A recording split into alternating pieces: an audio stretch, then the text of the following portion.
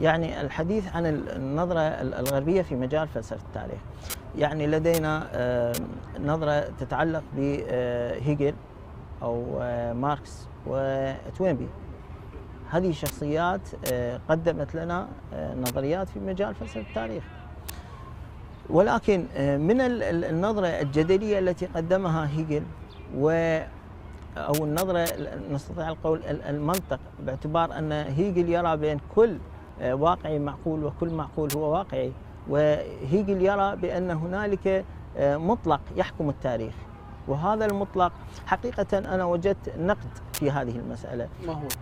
نعم، بعض الشخصيات العلمية المعرفية كتبوا في هذا المجال وقالوا بأن الشهيد الصدر يشابه هيجل في مسألة الاعتبار أن الدين هو العامل المحرك للتاريخ. هنا لاحظت حقيقة على هذه الشخصيات، باعتبار أن الشهيد الصدر كان منطلقه مختلف تماما عن هيجل قال بأن نعم هنالك مطلق، لكن مرة يقول أنه مطلق، مرة يقول بأنه يخرج هذا المطلق من الواقع، من الواقع، باعتبار مرة يقول هي الدولة البروسية مثلا، مرة يقول هو نابليون، فبالتالي الشهيد الصدر يختلف، لم ينزل إلى الواقع. الشهيد الصدر الجهة الفوقية لديه هي إلهية ليست بشرية، بالتالي هنالك خلط في فهم الشهيد الصدر.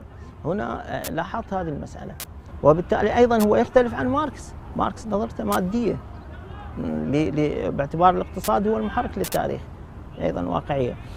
توينبي طرح لنا التحدي والاستجابة، باعتبار أن هنالك تحدي ولكل تحدي استجابة. نعم، والحضارة الإسلامية حقيقة كانت هي التحدي الأكبر، والأمة هي التحدي الأكبر، ولا زالت إلى اليوم. هنالك طاقة لا تنفد، هنالك دولة يدعو لها الشهيد الصدر في عصر الغيبة، ولكن كيف يدعو لها؟